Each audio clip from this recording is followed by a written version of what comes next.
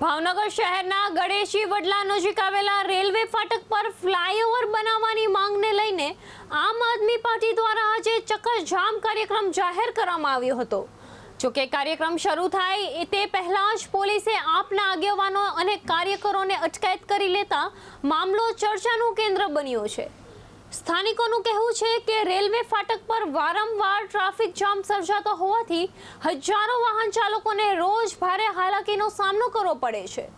અનેક રજૂઆતો છતાં ફ્લાયઓવર અંગે કોઈ નિર્ણય ન લેવાતા આપ દ્વારા વિરોધ કાર્યક્રમનું આયોજન કરાયું હતું। ફ્લાયઓવરની માંગને લઈને હવે સરકાર શું નિર્ણય લે છે તેના પર સૌની નજર છે।